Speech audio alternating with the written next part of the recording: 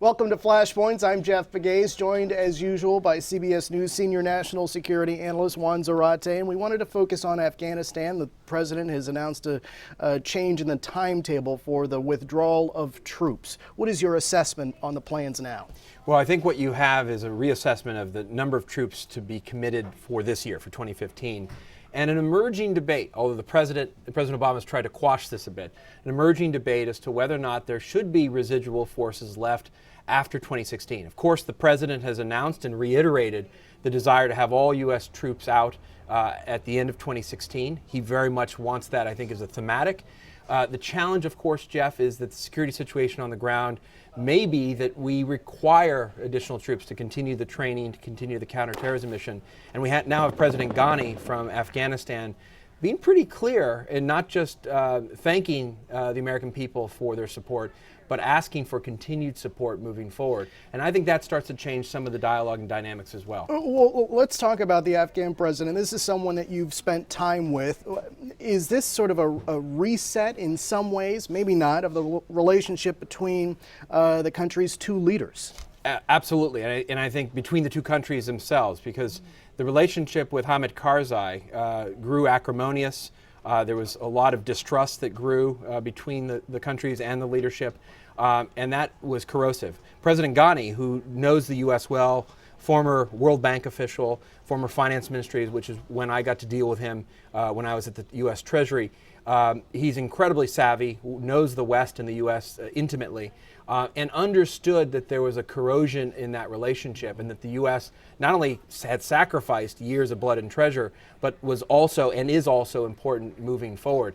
And so what you have is a change of tone from President Ghani, a realization that he has to rebuild those ties, and I think an attempt by him to make an argument, the beginnings of an argument, that there should be a longer-term relationship that includes potentially U.S. troops beyond 2016. That's going to be a major debate moving forward, and I've seen the Secretary of Defense, Ash Carter, more open to that suggestion than clearly President Obama. Well, given the threats in the Middle East, what happened in Iraq, is this a necessary adjustment by the administration?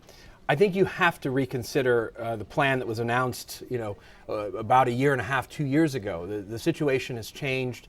You have new leadership in Afghanistan asking for support, committed to anti-corruption efforts, committed to building up the police forces. You have the experience of Iraq, where I think objectively you can say that the departure of U.S. troops certainly didn't add to stability and could have certainly helped with the political stability, if not the eyes on the growth of ISIS.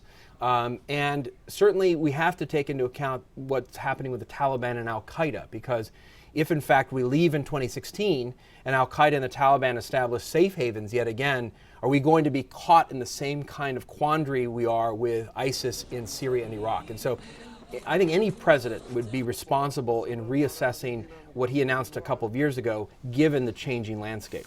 You're the expert as foreign policy. That's what they tell me. I don't know. And I got probably about 20 seconds, maybe less, for you to answer this question. You're the expert in foreign policy. Has the world for this U.S. government ever been this complicated? I mean, threats from different areas and in different ways. I worry about the conceit of chronology, right? Thinking that the present moment's the biggest, the worst, the greatest. 1979 was a very difficult moment for the world.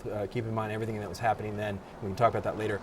But I do think that the changing nature of the global order, the questions of American leadership and structures post-World War II, and the diversity of the threats given the nature of globalization all make for an incredibly dangerous and diverse world. And all of the intelligence professionals who've been in this business for years, for decades, say this is the most volatile and dangerous time that they've seen. And so I take their judgment at face value. It's a lot to digest. For Juan Zarate, I'm Jeff Pegues. Thank you, Jeff. That's Flashpoints.